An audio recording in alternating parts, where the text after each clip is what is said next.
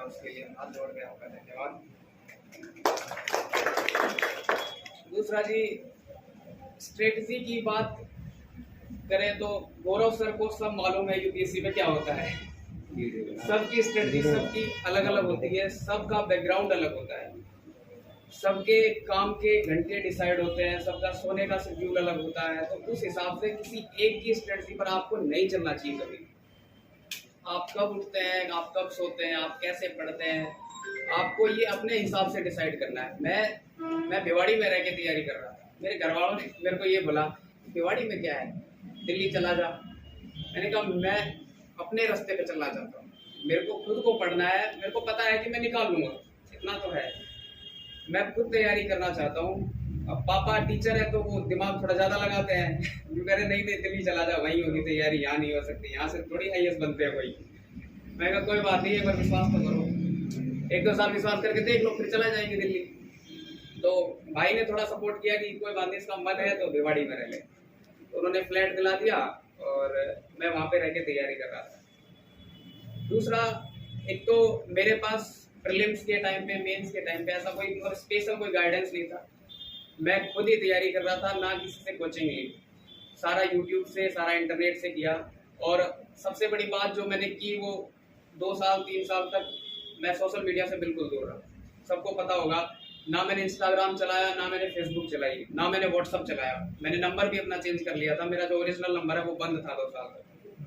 कुछ लोगों के पास मेरा जो नया नंबर था वो था, कोई 10-15 लोग होंगे जिनसे मैं कनेक्ट करता था।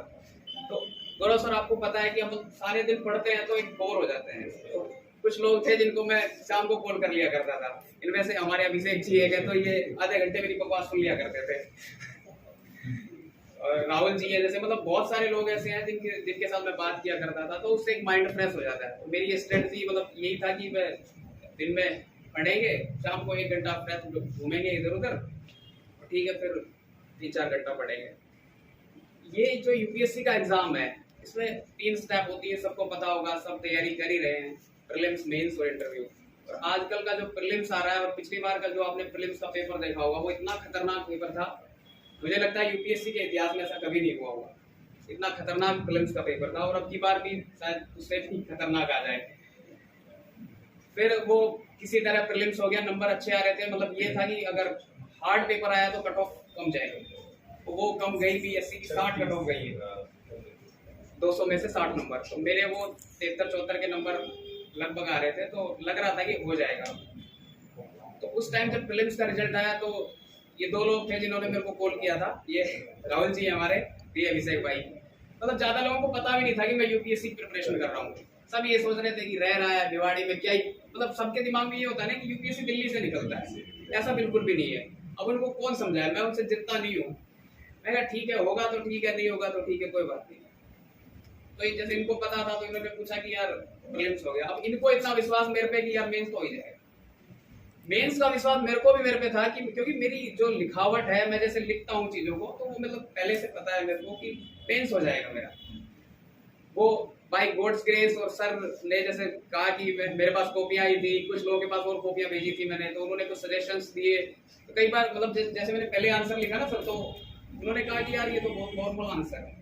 मेरे को भी लगा कि यार मैं तो नॉर्मली कर, तो इसका क्या करें। अब मेरे को कोई बताने वाला नहीं है कि मैं इसमें कैसे इम्प्रूवमेंट करूँ, मैं खुद ही कर रहा था। तो 2-4 दिन बाद मैंने फिर से एक आंसर लिखा, वो मतलब पूरा पेपर लिखा, वो उनके पास भेजा। एक भाई के, मेरा भाई उसमें IAF में, गिरियरपुर में, उनके कोई दोस्त थे, उनके पास भेजा।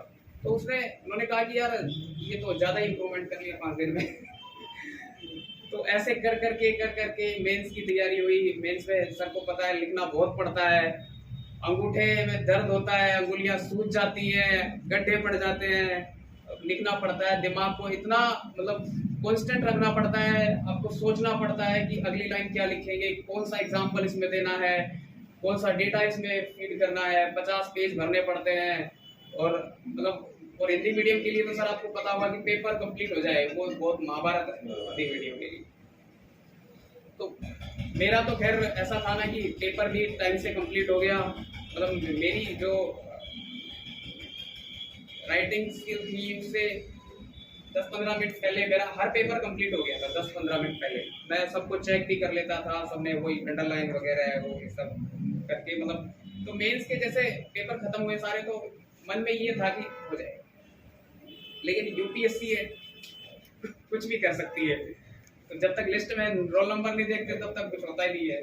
आपने कितना ही अच्छा लिखा हो, कुछ भी किया हो, जब तक आपका नंबर रोल नंबर नहीं आएगा तब तक सब बेकार है।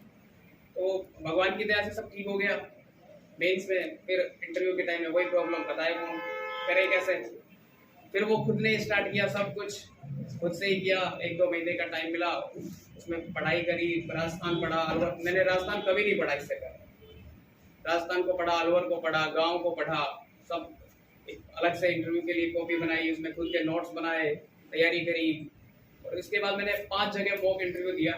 पहला दृष्टि IAS में दिया था, इसके बाद GS स्कोर में दिया, स्टडी IQ में दिया, इसके बाद एक राव में दिया, एक खान IAS में दिया। 5 जगह इंटरव्यू दिया।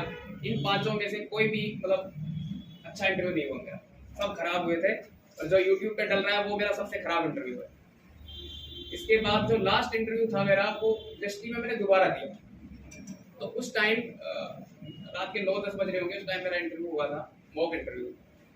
तो वहां से मैं जब निकला तो मेरे को थोड़ा सा अनुभव हुआ कि ये ठीक है, इतना हो जाए तो अपना हो जाएगा काम। उस टाइम अभिषेक का फोन आया था कि यार क्या हुआ, मैंने कहा यार इतना हो जाए ना पर्याप्त है अपने लिए। तो फिर जब मेन इंटरव्यू का टाइम आया, साहब साथ गए थे हमारे, इनका ये लकी रहे ये समझ लो। और मैं ये सोच के गया था कि यार एक नॉर्मल सा इंटरव्यू हो जाए, 150 नंबर आ जाए, अपना काम हो जाएगा। IAS तो नहीं, खैर IPS मिल जाएगा।